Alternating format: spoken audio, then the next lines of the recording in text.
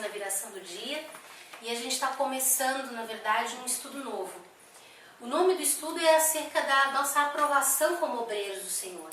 Não só obreiros ungidos, né, na casa do Senhor, como se conhece, mas obreiros ungidos porque se colocaram na dispensação de ser obreiros. Obreiros, pessoas que estão buscando ser mais do que ter mais, né? A gente tem visto isso. E é importante que o obreiro aprovado em toda boa obra, que é o foco que a gente vai ver, ele não está preso, ele é livre debaixo de uma autoridade, que ele tem consciência disso, porém, ele é livre. Como que eu vou entender essa liberdade? Como que eu vou viver essa liberdade? Né? A gente vai descobrir algumas coisas.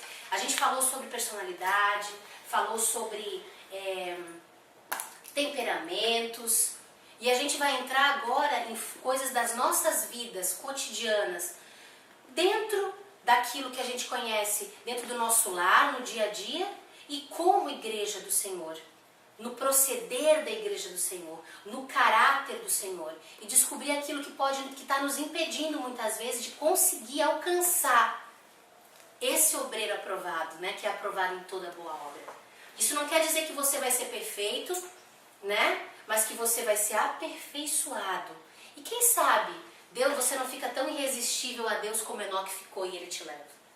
Eu, quando converti, disse isso: Deus, eu quero ser como Enoque, que ficou tão apaixonado por ti e tão disposto que se tornou irresistível aos teus olhos, né? Essa paixão tem que brotar dentro de nós, sabe? De querer mais estar com Ele do que estar aqui, né? De dizer: Senhor, eu quero, Maranata, vem Senhor Jesus. Não querer viver as coisas desse mundo mais do que o próprio reino do Senhor Jesus. Amém? Amém. Então a gente vai começar esse estudo e assim eu espero que a gente possa aprender muito junto, certo? Então olha só, existem 3 tipos de pessoas que a Bíblia afirma que Deus está constantemente à procura. Quem que Deus está procurando o tempo todo? Intercessores, adoradores e o que mais?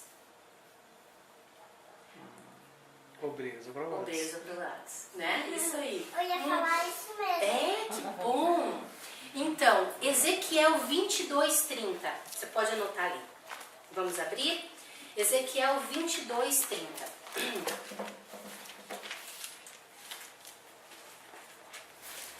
Então, essa aqui vai ser uma citação acerca da intercessão. E busquei dentre eles um homem que levantasse o muro e se pusesse na brecha perante mim por esta terra, para que eu não a destruísse. Porém, a ninguém achei. Então Deus está procurando o quê? Intercessores, pessoas para se colocar na brecha. Adoradores. João 4:23. João 4:23. Isso. Yohanan. Yohanan 4:23. Amém? Mas a hora vem e agora é, em que os verdadeiros adoradores adorarão o Pai em espírito e em verdade, porque o Pai procura a tais que assim o adorem. Ele procura adoradores que o adorem em espírito e em verdade. Então existe um critério, certo? Então olha só, a escassez de intercessores destrói a terra, enquanto a escassez de adoradores entristece os céus. Por fim, o próprio Jesus afirma a necessidade de obreiros. Mateus 9, versículo 38 e 39. Eu estou falando um pouco mais rápido, gente, porque como a gente tem um tempo meio curto, se eu esperar muito para vocês abrirem, a gente vai perder bastante tempo. Mateus 9, 38 e 39. Você pode repetir a referência passada? João 4, 23. Então Mateus Só 9... tem 38 só. Oi? O 9 só tem 38. Ah, é? 38. Então esse 39 aqui é um enfeite. Deixa eu ler aqui. Então disse a seus discípulos: na verdade, a seara é grande, mas os obreiros são poucos. Rogai, pois, ao Senhor da seara que mande trabalhadores para a sua seara. 37, 38. Ah, pois é. Então vamos lá. Deixa até eu aproveitar para fazer uma anotação aqui correta, né? 37 e 38. Ok. Então, olha só. A escassez de obreiros determina o fracasso da igreja em relação à grande colheita. Então, olha só. Aqui está pedindo para o quê? Que a seara é grande e os obreiros são poucos. Rogai, pois, ao Senhor da seara. Quem tem que rogar ao Senhor da seara? Os intercessores. Então, a gente vê que a igreja do Senhor, o corpo de Cristo, verdadeiramente é um corpo. E que nós precisamos uns dos outros para viver na totalidade e alcançar essa grande colheita. Senão nós não vamos chegar a lugar nenhum. A escassez, então, de obreiros determina o fracasso da igreja em relação à grande colheita. Quando a igreja deixa de colher, Satanás o faz, alargando as portas do inferno e assolando a sociedade. Este texto apresenta o clamor que sobrecarregava o coração de Jesus. Esse texto de Mateus. Mediante um mundo de necessidades, ele se depara com a demanda de obreiros, pessoas que estão não apenas dispostas, mas legitimamente afinadas com a vontade de Deus para desempenharem o mais nobre serviço a que um ser humano pode se envolver. Não existe nenhum outro serviço, não existe nenhum outro tipo de situação ou de vida mais honrosa, mais poderosa que ser um obreiro do Senhor. Não tem. Tem ali dentro daquela coisinha rosa ali, ó. Pode pegar ali, faz mal, não tem problema não. Entendeu? Então não tem nada mais honroso. Pessoas que vão transformar o destino eterno de tantas outras. Gente, nós não estamos falando de uma coisa passageira. A gente está falando de algo eterno.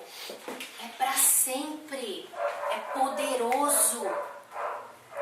Uma importante questão é que a mobilização deste tipo de contingente ela é precedida por um processo de qualificação que poucos correspondem ou se propõem a se submeter. Existe um processo de qualificação. Jesus fecha essa conclusão dizendo: muitos são os chamados, mas poucos os escolhidos. Por quê?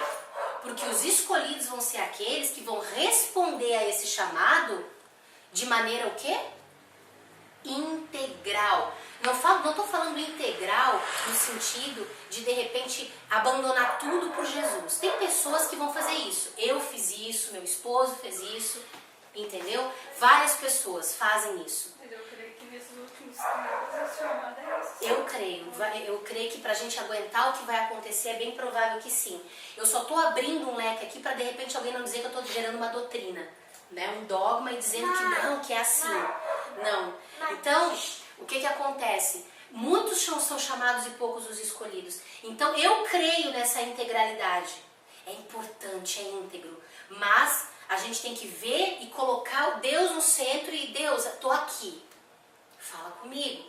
O meu desejo, o que eu tenho visto é assim, Pai. Eu tenho buscado assado, Senhor. O que eu faço agora? Ah, Deus, então tu tá nesse negócio. Eu vou estar nele até tu tá comigo.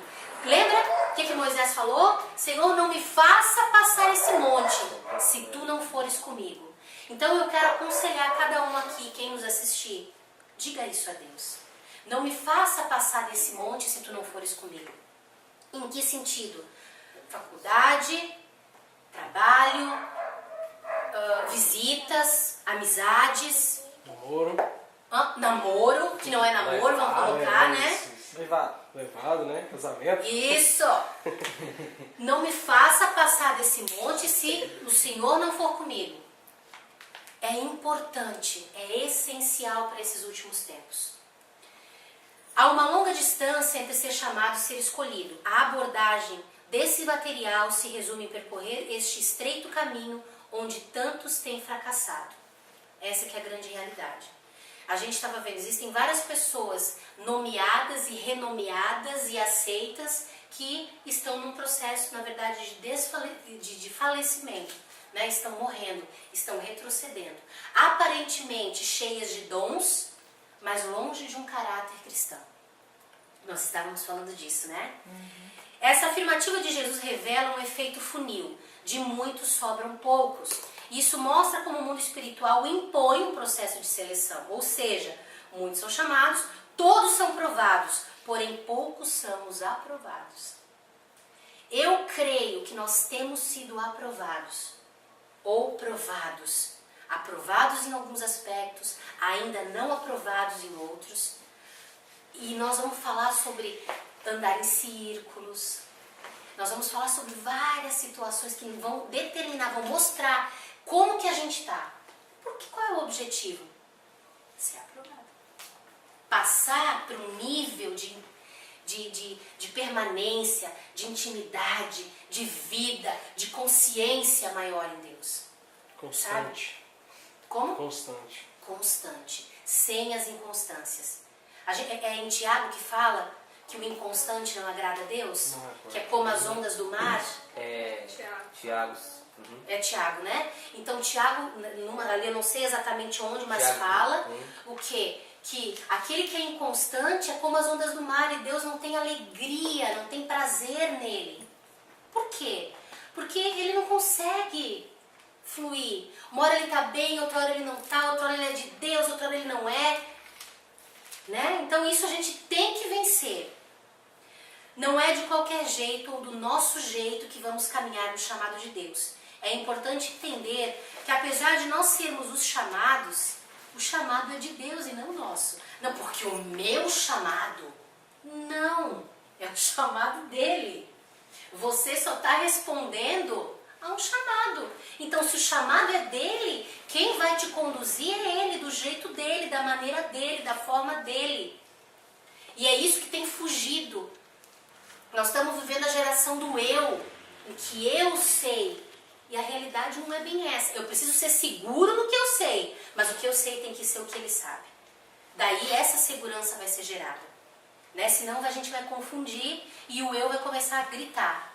E daí a gente já não consegue mais discernir quando que é a voz de Deus e quando que é a tua voz. Estou. Oi. Lá só falando Tiago 1,6. Pode ler. Peça, porém, com fé, não duvidando, porque o que duvida é semelhante ao do mar, que é levado pelo vento e lançado de uma para outra parte. Tá indo certo? Então ficou Tiago 1? 6. Ok. Deixa eu anotar isso aqui também, então. Aí o 8 fala, o homem de coração dobre É é inconstante. inconstante em todos os seus caminhos. Peraí, então é Tiago 1,8 e 1,6. Isso. Ok. Vamos lá. Apesar de tudo que envolve o tratamento de Deus, pessoas chamadas estão diante da maneira mais sublime e significativa de viverem as suas vidas. Gente, responder ao chamado de Deus é uma das maneiras que nem está falando aqui, é sublime. Por quê? Porque fala de vidas, fala de uma eternidade. Não tem nada mais poderoso do que isso. Aceitar então o chamado de Deus significa concordar com a grande realidade de que não sabemos a melhor forma de vivermos nossas próprias vidas, mas de que Ele sabe. E abrir mão, não porque eu sei o que fazer. Não, nós não sabemos, nós achamos que sabemos. E muitas vezes, por que vocês acham que às vezes Deus nos coloca em situações que a gente não está entendendo nada? Você diz, meu Deus, estou no meio do nevoeiro, não vê nada. Porque se eu ver, eu vou atrapalhar Deus. Vai ter medo de ir, né? Vai ter medo. Como eu vou chegar lá? Que jeito? Meu Não, Deus, não, ele está não. dizendo que eu vou ter que atravessar esse mar? Não, Pedro duvidoso. Tá aí, nós vamos atrapalhar. Mas eu tenho que crer. Por que eu tenho que crer e obedecer? Porque e muitas vezes sem ver o que está acontecendo. Porque se eu tiver uma noção, eu não vou ter coragem. Vamos lá. Vocês acham que se Pedro, vamos lá, se ele soubesse que em algum momento daquela hora que ele botou o pé no mar, ele ia afundar, ele teria sido ousado em dar o primeiro passo no mar para andar sobre as águas? Nós não teríamos esse testemunho na palavra. Então vão ter coisas que a gente não vai entender na hora, mas eu vou ter que fazer. E isso vai gerar vida. Está escrito lá para nós até hoje. Esse tamanho de fé. Vem ter comigo, sou eu, Jesus. Como, Senhor? Vem. Dá sua mão. Me dá a tua mão. Caminha comigo. Caminha comigo. E daí ele foi, deu um passo, deu dois, não sei quantos passos ele deu, a Bíblia não diz. Mas teve um momento que ele olhou para os lados. Olhou pra trás, é verdade. Olhou Né? pra trás, já tô E aqui ele já. viu tudo que estava acontecendo. E daí a fé dele esmoreceu e ele afundou Jesus, pegou firme na mão dele e levantou ele de Não novo. temas. Nós vamos viver situações assim. Mas se ele soubesse, eu acho que ele não tinha. Se ele soubesse que ele ia afundar em algum momento. Verdade, Então- na verdade teme, né? Se Deus mostrasse pra elas o que vai acontecer, elas temem e acaba tendo temor de não ir. Não, se eu for, eu vou quebrar minha cara, vou apanhar, vou fazer aquilo outro. Exatamente. Por isso que o verdadeiro amor lança fora todo medo. Então, a procura de Deus deve se encontrar com a nossa procura. E a nossa procura deve se encontrar com a procura de Deus. Desta intercessão emerge um genuíno ministério que pode até mesmo afetar toda uma geração. Este foi o grande apelo do mais incansável obreiro do reino de Deus. 2 Timóteo 2,15.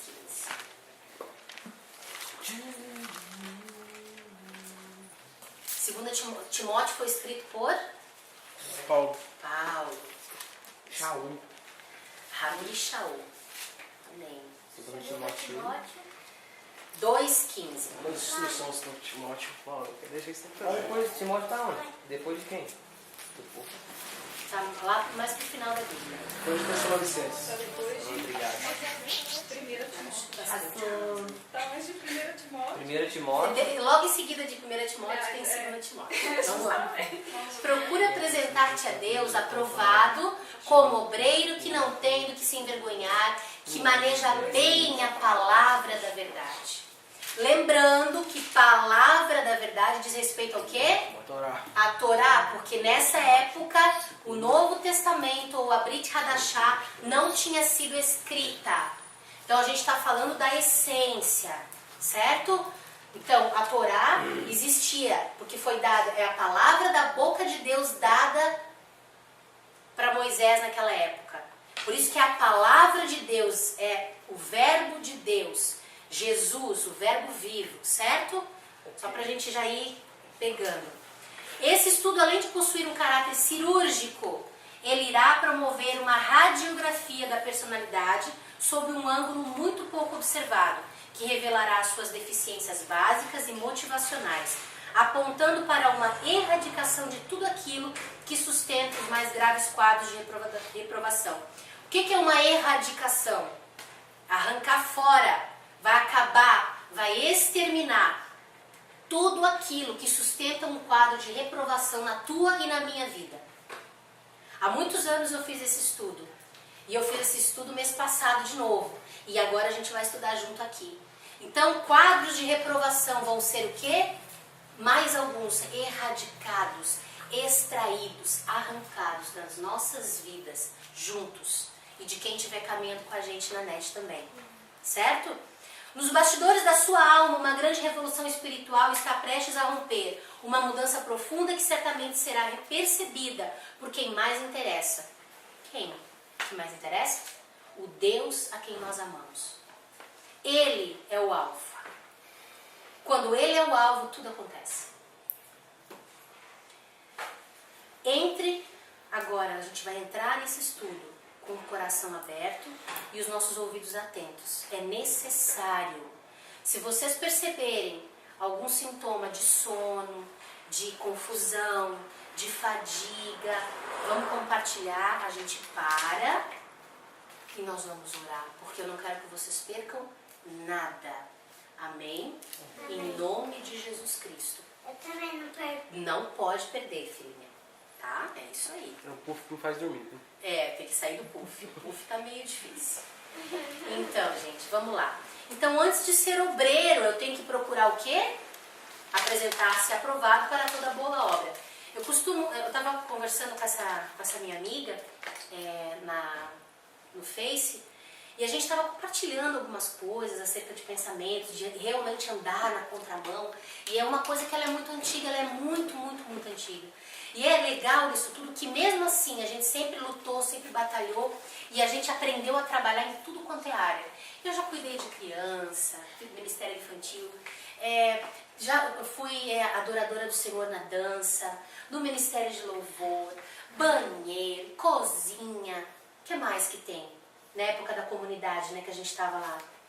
Você vai ficar na porta da igreja? Porteira, o que mais? Diaconisa, né, ministrei palavra para mulheres, abri culto, fechei culto, ministrei, enfim.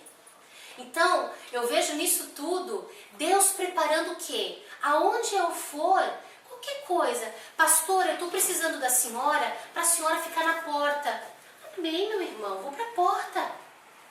Ah, não, mas eu sou a pastora Cris, eu não posso ficar na porta. Não, se precisar de ir na porta, eu vou para a porta. Por que não ir para a porta? Por que não ir limpar um banheiro? Não é muito agradável, né? Assim, fisicamente falando. Mas tem que limpar. Não é? Você não quer entrar no banheiro, chegar até nas próprias casas, você não quer chegar e encontrar um banheiro limpinho? Cheirosinho para você usar? Você tem que também, né? Então a gente tem que entender essas coisas. Fazer a obra de Deus não digamos, o meu cargo. Eu sou cantora. Eu sou levita, né? Um dos termos usados. Eu canto para o Senhor, então eu só faço isso. Não, Deus tem muito mais para você. Você pode se dedicar mais, vai fazer uma aula, não vai tomar gelado, vai comer maçã, né? Enfim. É pior que a própria palavra fala, né? Quem quer ser servido, serve primeiro, né? Exato. Quem quer ser o primeiro, seja o último. Quiser, serve mais para querer ser o primeiro. Aquele que quiser ser o maior, seja o que mais serve. Então, independente de ser homem ou de ser mulher, nós somos o quê? Obreiros do Senhor. Independente, a gente tá, olha só, nós não temos um templo, gente. Nós nos reunimos um na casa do outro. Isso impede alguma coisa? Não, porque o ser obreiro do Senhor não tem nada a ver com isso aqui. Tem a ver com o meu e o teu coração. Entendeu? Não, mas eu tenho que ser ungido, tenho que ser levantado. Você já nasceu no Evangelho, você nasceu no Evangelho, você nasceu de Jesus. Você disse, eis-me aqui, você já foi levantado. Claro, é o processo, precisa de um processo, de aprendizado, de mudança de caráter, de vida com Deus, que a gente está passando. Então Deus já te levantou, se tu te dispôs. Vai haver um reconhecimento espiritual disso também? Claro que vai. Uma unção? Sim. Uma unção dos 5 ministérios, né? Que é o que a palavra de Deus fala. Mas vai haver um reconhecimento, sim. Amém? Amém. Então vamos lá. Antes de Paulo mencionar sobre a postura de obreiros, ele aborda 2 situações fundamentais que não podem ser em hipótese alguma negligenciadas. Ele fala sobre procurar atender a estas condições. Procurar. Procura apresentar-te a Deus. É o 1. E a segunda coisa, aprovado. São 2 situações, procurar e estar aprovado. Isso é o que vamos tratar respectivamente nos 2 primeiros capítulos do estudo. O objetivo primário de alguém que procura é o quê? Encontrar. Aquele que bate na porta. Aquele que bate lá fora. Na porta, sabe? Isso, pode falar mais alto. Estou batendo, vai abrir a porta. Então, se eu for atrás, se eu estiver procurando, eu vou encontrar. A questão é que algumas coisas estão mais escondidas do que imaginamos. Também pode se levar um tempo maior que o esperado para serem obtidas. E aí entra o quê? Um gomo do fruto do Espírito. A longanimidade ou a paciência. Você fala da paciência de ser aprovado, de passar por processo de aprovação? Né? Exatamente, porque a gente tá vivendo uma geração do micro-ondas, que se aperta, plim, 1 minuto tá quente a comida, 2 no Mas pior que máximo. quando tá ali, pra dar 1 minuto a gente fica desesperado. Uma eternidade, meu Deus do céu, tá demorando, desse jeito. É imediatista. A gente quer tudo pra ontem. E em Deus não é assim. Paulo passou a vida dele inteira aos pés de Gamaliel, inteira até um pedaço de templo. Depois levou mais quantos anos? Mais 14 anos para Deus estar ali, limpando ele jogando fora aquela bagagem farisaica todinha. Então, depende de quem? De nós, da nossa disposição. Como veremos, só depois de 20 anos, no deserto em Padã Arã, é que Jacó atingiu essas condições. Ele ficou 20 anos andando no deserto, restaurando seus relacionamentos e redimindo a sua identidade. Na verdade, indispensavelmente antes de fazer qualquer coisa para Deus, precisamos de um encontro com estas realidades. Este processo vai até os porões da alma, eliminando a vergonha e todas as demais impurezas que bloqueiam o fluir do Espírito Santo. Nós vamos nos aprofundar no que está nos impedindo, para jogar fora, para romper, para fluir, para formar um edifício vivo com a rocha sólida que é Jesus. Vai vir vento, vai vir tempestade, mas Ele, o Senhor, vai te manter em pé, porque Ele é a tua estrutura. Surge então uma capacidade divina de manejar bem a palavra da verdade, que se expressa através de um estilo de vida que prevaleceu sobre cada estado crônico de reprovação. Quando as reprovações elas se tornam constantes, há o que a gente chama quando é uma enfermidade crônica? Ela está sempre voltando, vez por outra. Quando há uma reprovação crônica, isso tem o quê?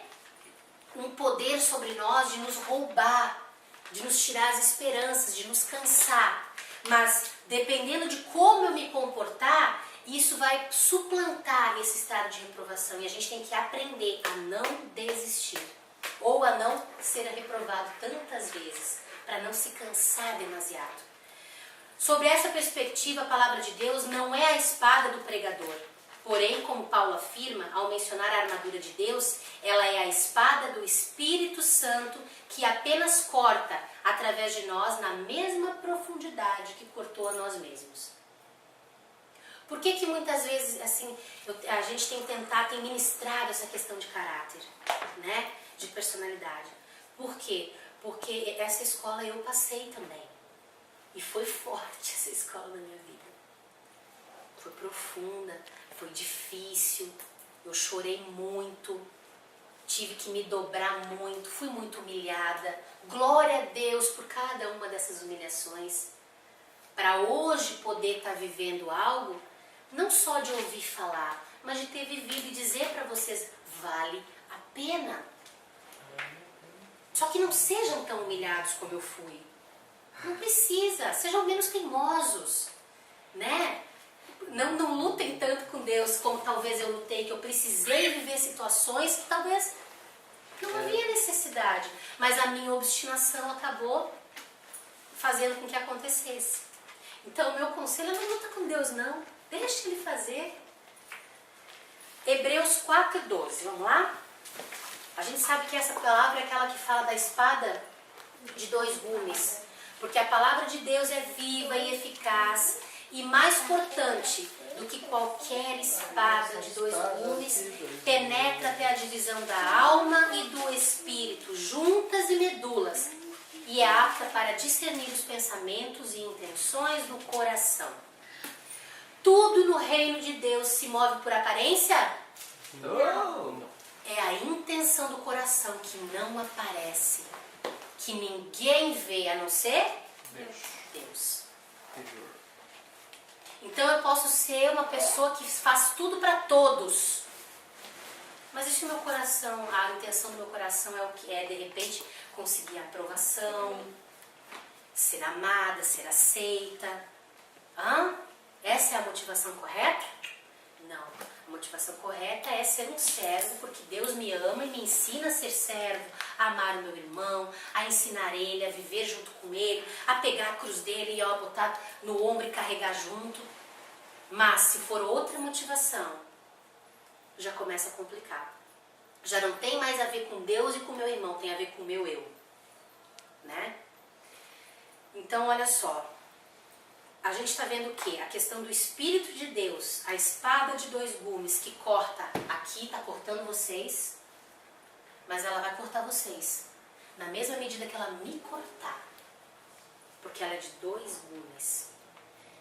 Ela tem que passar em mim. Eu posso ser um líder, ter uma vida legal diante de Deus. Eu reconheço, eu amo e quero mais daquilo que Deus tem para minha vida. Mas eu não posso parar de aprender e parar de receber esse corte do Espírito. Oi? É algo que eu tava, sabe, quando eu lembrei do negócio. Ontem, tava falando a respeito de amar o próximo como a nós mesmos. Né? Aí quando foi à noite eu fui dormir. Aí meu irmão começou a me implicar. Aí eu lembrei na hora assim, você ministrou, né? Tem que ver. Viva. E é engraçado que geralmente quando a gente ministra, em seguida, É desse naipe. Deus vai deixar uma situação acontecer para provar você naquela área, para ver se você realmente está pregando ou está vivendo o que você só está pregando. Geralmente acontece. Se você está só pregando ou vivendo também o que você está pregando. Deu para entender? Agora ficou melhor. Amém. Vamos lá. Entendendo o juízo de Deus. A gente vai entrar para entender o que é o juízo de Deus. Certo? Por que a gente tem que aprender a entender?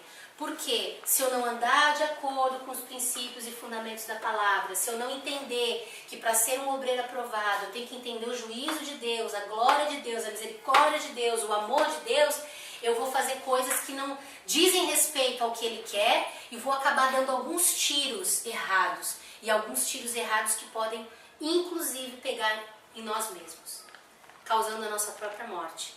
Então, há realmente a importância da gente entender esse juízo. Vamos lá, Abacuque. Ai, não é Abacuque. 1:5.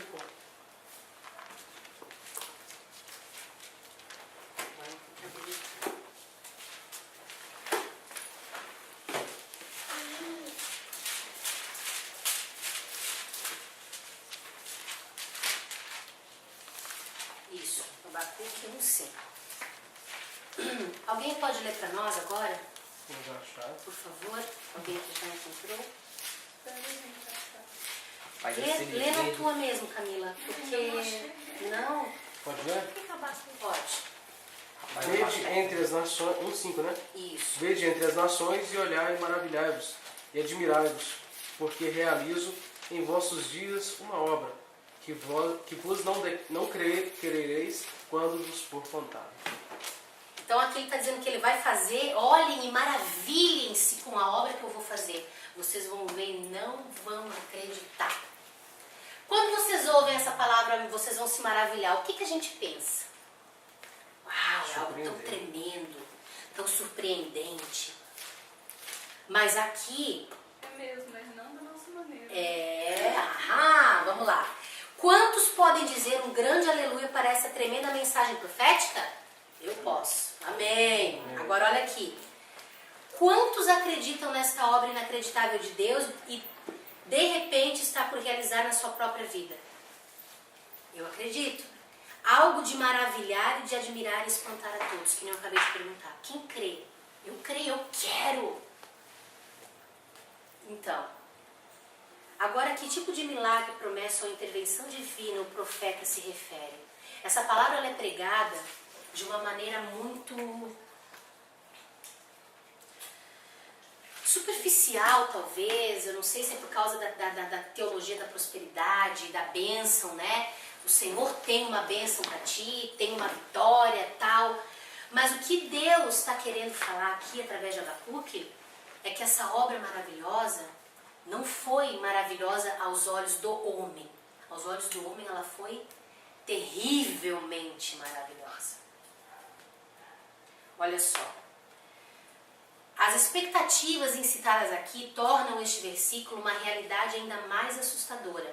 Esta é a grande surpresa de Deus para pessoas, ministérios, cidades e nações.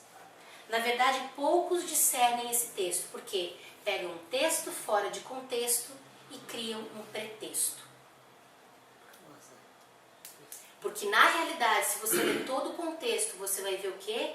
Jerusalém sendo destruída, sendo castigada. Mas a iniquidade do povo de Israel. Exatamente. Não é, é isso que acontece. Então, olha só, o contexto original fala do quê?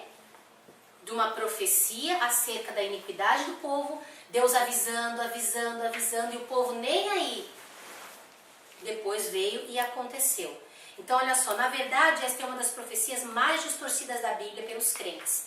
Seria, portanto, de extrema relevância que nós compreendêssemos melhor os bastidores da promessa, lá, de repente, vivendo o que aconteceu.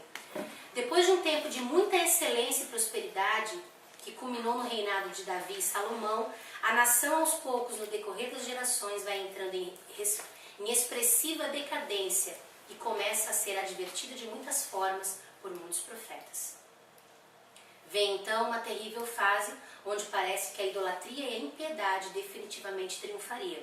Esta foi então a resposta que Deus deu à oração desesperada do profeta Abacuque, quando este clamava e reclamava do silêncio divino e da sua aparente insensibilidade mediante tanto pecado e injustiça praticados impunemente pela nação santa. Intercessor aí, né?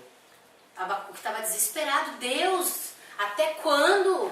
Meu Deus, não é possível. E Deus respondeu de que maneira? Nós lemos lá, né? Então, olha só. Só as pessoas que veem o pecado com os olhos de Deus podem entender de fato esse texto.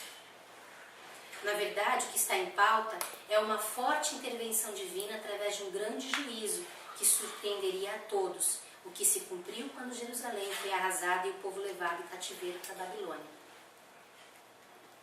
Então, gente, normalmente o pecado ele não está só uma dinâmica de pecado e de escravidão. Acontece uma corrupção de moral, de bons costumes. Tudo é relevante. Relevante assim, depende do ângulo. Depende do ponto de vista.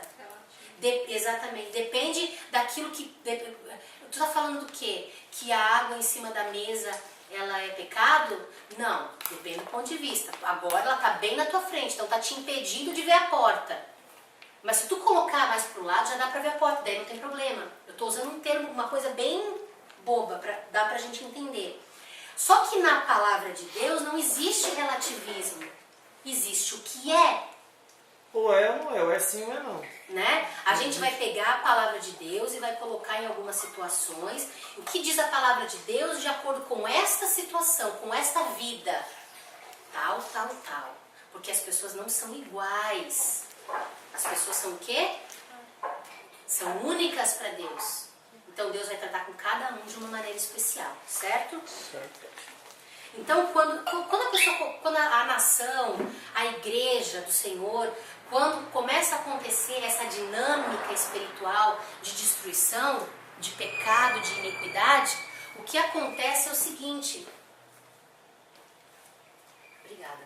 Há uma cauterização da consciência. Por isso que é importante a gente entender, a gente ir lá e ver o que está acontecendo. Por isso é importante o caráter, porque um caráter firmado no Senhor não vai ter a mente cauterizada, a moral cauterizada. Então isso torna ainda mais difícil, radical e desafiante o ofício profético. Então a gente tem caminhado no apostólico e no profético, certo? O apostólico é aquele que implanta, é aquele que, digamos assim, prepara o caminho, começa a arrancar toco, cava, né, cisterna, cava poço. É um trabalho árduo, traz de volta as raízes. E o profético traz a palavra do coração de Deus. Geralmente o profético é confronto, é cajado mesmo, entendeu? Geralmente é. Né? Tanto que morria, né? Todos os profetas. Morriam, eles acabaram sendo muitas vezes mortos pelos reis porque eles diziam que Deus mandava dizer e os caras não queriam ouvir aquilo. Jeremias foi para a cisterna, né? Quem sabe o que é? Lá pro Vale do Cocô. Do fossa, então. Foi para uma fossa, ele ficou preso num lugar assim. Ficou no porão, Não era um porão não, era um lugar lugar desse que eu Acabou? falei. Não, moço. Parece que sim. Isaías foi cortado ao meio, né? Fala. Isso é uma coisa assim que não sei. Fala. Mas a gente não tem certeza. Mas assim, do que a Bíblia relata, Foi foi a cortado. cabeça, profeta, de preparar o caminho do Senhor. Então o profeta, ele confronta. Nós não podemos ter medo, é chegado a hora de nós não confrontarmos pessoas, nós confrontarmos o pecado, a iniquidade. Nós não podemos ter medo de morrer, porque para nós, como Paulo disse, morrer é lucro. João fala, a morte é a testadora da fé, né? Se tem fé não, vai morrer, não tem problema não, vamos lá. Né? É claro que cada um tem o seu chamado. Eu não vou dizer para vocês que eu desejo isso, eu não desejo não. Não vou dizer, não desejo não, sabe? Mas a gente tem que ser trabalhado nisso. Nós temos, Paulo disse, porque se nós morrermos, se a gente estiver firme no Senhor e nós partirmos, nós vamos para junto dele, cara. Não tem um lugar melhor. Ai, mas eu vou ficar com saudade dos meus... Não, a gente nem vai ter tempo, nem vai pensar. Quem vai ficar com saudade é quem ficou. Né? Tem tudo isso. Mas enfim, essa obra maravilhosa tem que acontecer. Aqui, achei. Não achei não. Vamos lá. Achei. Achei não. Pior que as pessoas têm medo também, né, pastor? O quê? De falar assim, sei lá, não, né, deve ser muito chato, ficar 24 horas adorando Deus, nem, que tá tão bom, eu tá vou ter fanático. tempo pra ter internet, vou Mas a gente passear. usa a internet. Deus fala, eu ganhei mesado, tenho internet, já casado, não faz faculdade. Não, isso é chato, ficar só dando glória a Deus. Não, isso confronta. A gente tem uma vida. Gente, Deus nos deu desejo de conquistar, desejo de adquirir, de fazer as coisas, de ter prazer com as coisas. Isso tudo foi Deus que plantou na gente. Não foi o diabo que plantou. O que o diabo tem plantado é nós fazermos essas coisas de maneira desacerbada, de maneira louca e completamente fora dos padrões de Deus. Colocando em primeiro lugar, né? Exatamente. E sem dizer, Deus, o meu desejo é esse. É isso que o Senhor tem pra mim? Filho, igual eu te explicando. Não, então, filho, não, ai, Jesus, tem certeza? Tem, meu filho, não vai por aí. Mas, Senhor, eu quero tanto. Deus, manda um sinal pra mim, eu quero ter certeza, Daí Deus manda o sinal e mesmo assim você faz errado. Ah não, Deus, acho que é o diabo, não é Deus não, porque não gosta de mim, porque... Não, ele não vai fazer isso, ele não vai contra a minha vontade. Gente, Deus é Deus, ele vai contra a tua vontade. Principalmente porque ele sabe que tá lá na frente, você não sabe. Então... Igual aquele vídeo lá, né, Rafa? Que as igrejas estão ensinando só o povo a vencer. Vencer. Aquele cara. Mas a gente tem que aprender a perder, mas perder com dignidade. Perder pra ganhar. Com certeza. Porque o que diz? Quando estou fraco é que estou forte. Eu preciso perder na carne para ganhar no espírito. Eu preciso morrer para que uma semente viva. Isso não está sendo ensinado. Mas aí quando eles não ensinam isso, a pessoa acontece, não tem a vitória e fica frustrada. Fica e bota a culpa em Deus. Deus! Jesus morreu para que todo mundo pudesse nascer. Eu vi uma mensagem que estava postada no Face hoje e dizia assim: Jesus foi para a cruz porque ele nos amou. Daí eu acrescentei: o teu pecado e o meu pecado levaram Jesus para a cruz. Pense nisso. Porque ele foi por amor, mas o que gerou? O teu pecado e o meu pecado. A gente tem que ter consciência disso e ser grato. Grato todo dia. Grato. Amém? Meu Deus, não é que eu tô de novo. Vamos lá. Aqui. Agora tem 2 desafios proféticos. A gente vai entrar no primeiro e a gente... Meu Deus, o primeiro é grande. Vamos ver até onde a gente consegue ir. Porque esses 2 desafios proféticos, nessa questão de falar a verdade, de ouvir a voz de Deus, de falar o que Deus está te dizendo para falar. Primeiro dos desafios, levar o povo a crer na obra do juízo de Deus, destruindo as falsas convicções. Invariavelmente, as pessoas religiosas estão à cata de profecias abençoadas. Certo? Todo mundo quer ouvir uma palavra Só chave, de né? bênção. Só 7 chaves. Só. Agora, eu vi 2 chaves aí na sua mão, que Deus vai te abençoar. Tem muitas portas abrindo. Certa feita, um tempo atrás, eu fui ministrar uma menina que gosta muito da profecia da bênção. E ela, ora por mim, ora por mim, ora por mim. Eu dizia, Deus, e agora, Deus? Eu, né? Vou orar. Sei.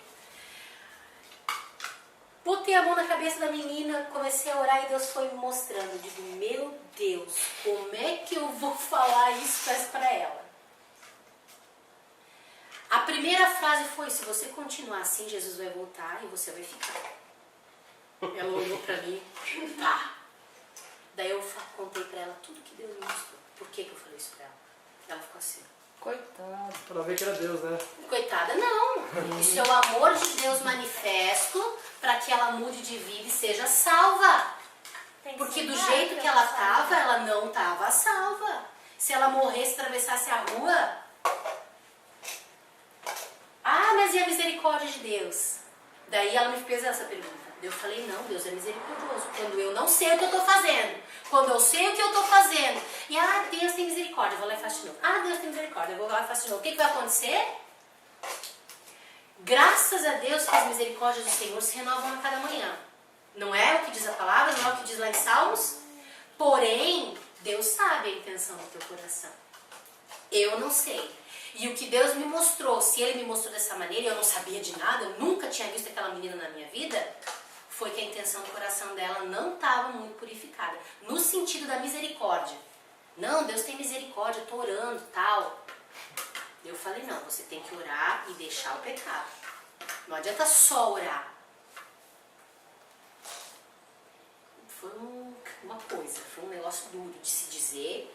E eu fiquei assim, mas a gente tem que falar, por amor do Senhor e das vidas que Ele ama. Então aqui é, né? E que nós acabamos amando por intermédio dele também. Agora, se eu for me preocupar com o que ela pensou de mim, e ela não gostou. Ela até usou uma frase, Deus usa o que Ele quer, né? Assim. Foi irônica ainda. Foi. Mas Deus depois falou com ela. Foi bem legal. Mas na hora foi isso, assim. Deus usa quem Ele quer, né?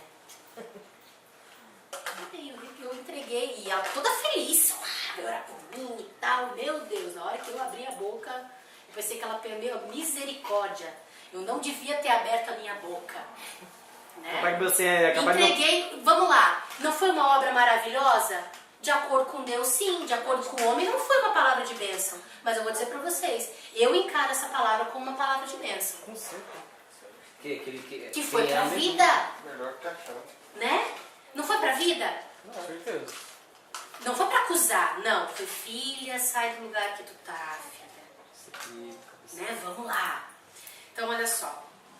As pessoas estão interessadas em ouvir e entender o coração de Deus. Elas não estão interessadas. Por isso, não toleram a palavra profética quando são advertidas. A palavra profética sempre, meu Deus, em 98, vamos botar, por cento dos casos, ela é advertência, ela é cuidado.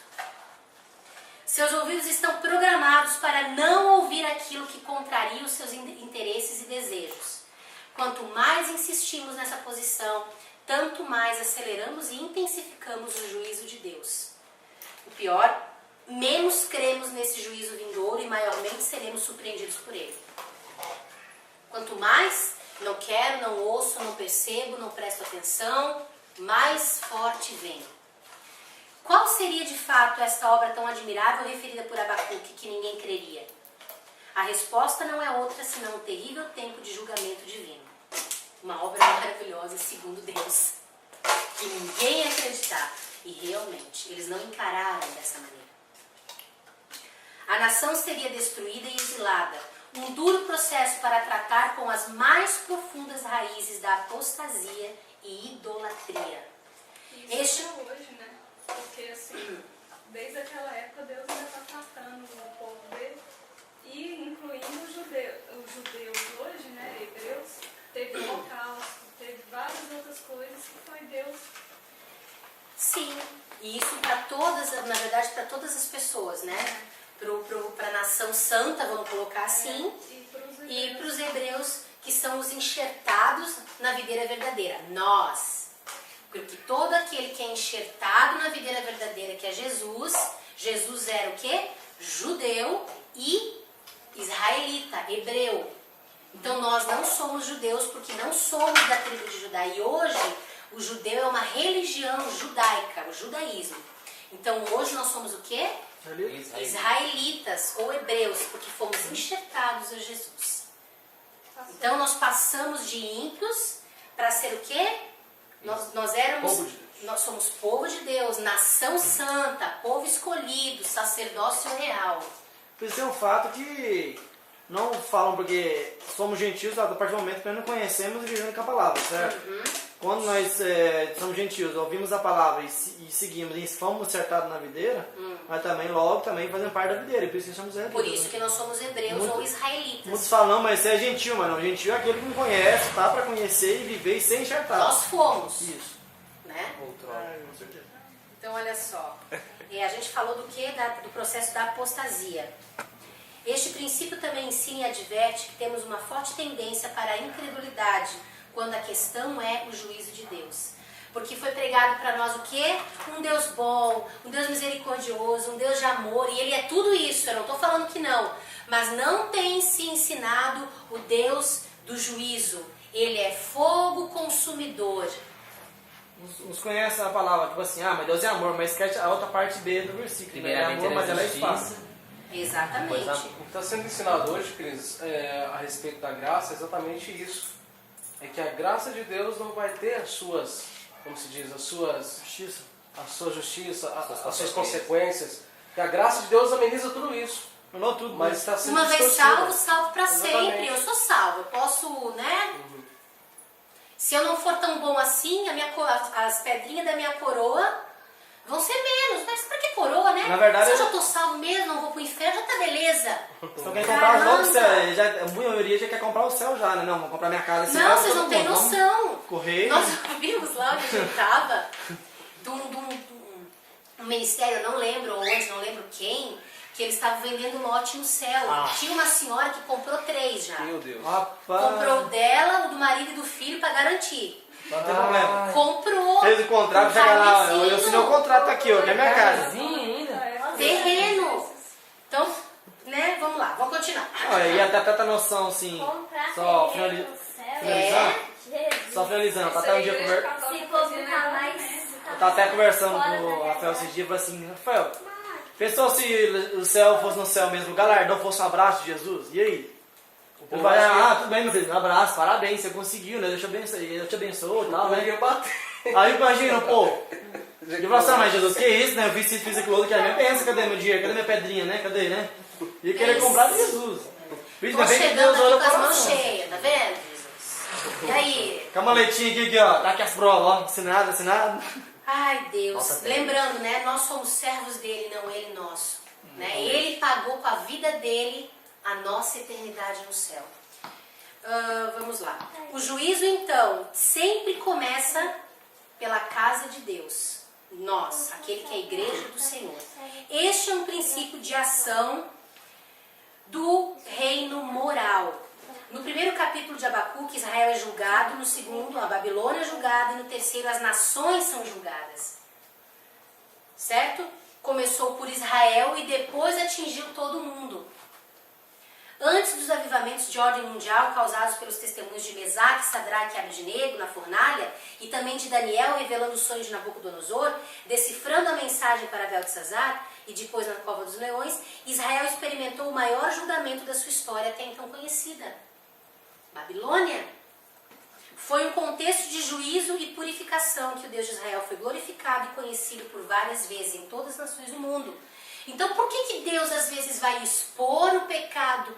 Vamos colocar, o juízo começa por nós que temos conhecimento. Por quê?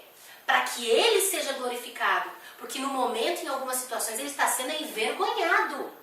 Como naquela época. Eles não eram mais o povo de Deus. Quer dizer, eles eram, mas o testemunho que eles estavam dando era terrível. Precisou haver o quê? Um juízo para que eles se voltassem para Deus e Deus fosse o quê? Deus pesou a mão. Glorificado. Foi desde o começo, né? Você sair da lei Deus dele. não, Deus não pesou a mão. Deus foi justo. Foi. Ele cumpriu, né? Ele Sim. cumpriu o justo juízo dele. E o povo As não pessoas cumpriu. não estavam caminhando certinho e ele foi lá e avisou, vou fazer assim. Não, ele assim. avisou uma, ele avisou Não, desde o duas, começo, ele avisou né? sempre. Deus no começo falou assim, ó, vocês vão entrar dentro da terra prometida, que eu prometi para vossos pais que dá. Então tá aqui na mão. Agora, se vocês pecarem, a consequência é de vocês, não vai ser minha. Agora, se vocês continuarem a falar, as bênçãos vão ser derramadas sobre vós. Mas se vocês continuarem no pecado, o pecado vai sobre vocês e vocês vão ter que contar as consequências. Então vai Foi ter, eu. vai ter uma hora que Deus vai tratar severamente com o nosso orgulho, com a nossa obstinação, as tradições, os pecados costumeiros, os pecados de estimação. Tem bichinho de estimação, né? Tem pecado de estimação. Eu não estou entendendo a respeito O desse quê? do juízo de Deus. O que tu não tá entendendo? No todo o contexto, eu não estou pegando. Não, o por que aí. tu não tá entendendo? Me faz a pergunta. É O como. que é o juízo de Deus? O juízo de Deus é trazer o povo ao arrependimento para que ele seja salvo. O resumo é isso.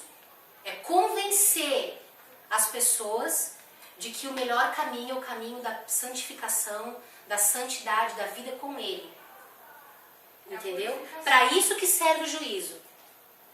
Quando é a purificação, sim, é para que haja arrependimento. Pra voltar pra casinha. A intenção de Deus não é acabar com ninguém, não é destruir nada. Quem faz isso somos nós. Com a nossa obstinação, teimosia, injustiça, impiedade, iniquidade, Pecado. egoísmo, pecado, maldade, e aí vai. Então o juízo de Deus, ele existe para chamar a minha atenção de que algo está errado. Não é pesar a mão para destruir. Porque se pesar a mão para destruir e não trouxer transformação, também não vai adiantar nada. Aquilo que a palavra mesmo fala. A palavra fala que Deus repreende aqueles que Ele ama. E tem por filho. Aquele que não recebe a correção ou que não recebe a repreensão, não é filho, é bastardo. Logo, esse provavelmente vai perecer. Mas daí é o que? Deus conhece o coração. Só Ele tem o peso e a medida para julgar isso. Amém?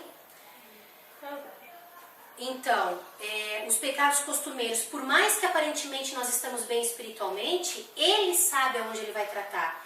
Todo tipo de segurança que descarta o quebrantamento e a humildade é uma armadilha que construímos para nós mesmos.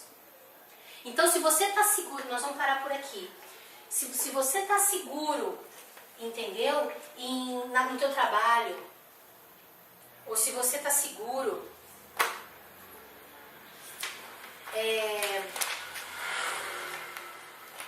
no seu banco de igreja, você de repente está numa igreja, ou se você está seguro no seu ministério e você não está seguro em ser filho do Deus vivo e obedecer ao Pai, e isso não está fundamentado em tirar de você o orgulho e trazer a humildade, tem alguma coisa errada. Tudo aquilo que te traz uma segurança que não esteja firmada no Senhor, num momento vai falhar. Pode demorar, gente. Pode demorar às vezes uma vida inteira, 10, 15, 20, 30, 50 anos. Mas uma hora você vai ver que está falho. Então, esse estudo ele vai trazer pra gente, olha só,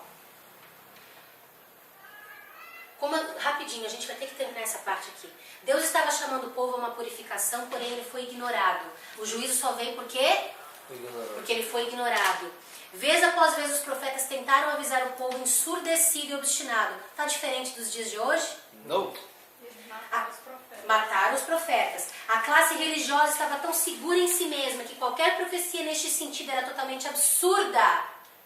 Desprezaram os verdadeiros profetas. Estavam tão acomodados com seu estilo de vida pecaminoso e religioso que seriam inevitavelmente pegos de surpresa. Isso sempre acontece quando se pratica uma espiritualidade que tolera a imoralidade e a corrupção. Quando você pratica uma espiritualidade que tolera, depende, tal, a corrupção e a imoralidade. Imoralidade não se fala só da área sexual, tá? É o mais profundo, é o mais forte. Mas a gente pode estar sendo imoral quando a gente não está praticando os princípios de Deus. Então, isso acaba trazendo o quê? Juízo. E é uma falsa religião. É uma falsa vida com Deus. O juízo tarda, mas não falha, como Deus disse a Abacuque. Abacuque 2:3. Pois a visão é ainda para o tempo determinado e se apressará até o fim. Ainda que se demore, espera-o, porque certamente virá e não tardará. Glória a Deus.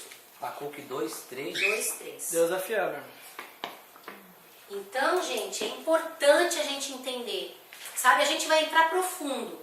Profundo. Nós vamos, pra gente entender a complexidade do que está acontecendo hoje. Por que a gente precisa entender? Porque daí você vai ver as coisas de uma maneira mais aberta e mais profunda, mais reta com a palavra de Deus. A espada de 2 gumes vai poder cortar lá e cortar em você com mais propriedade. Amém? Essa é a nossa palavra por enquanto. Semana que vem nós temos mais. Amém? Glória a Deus.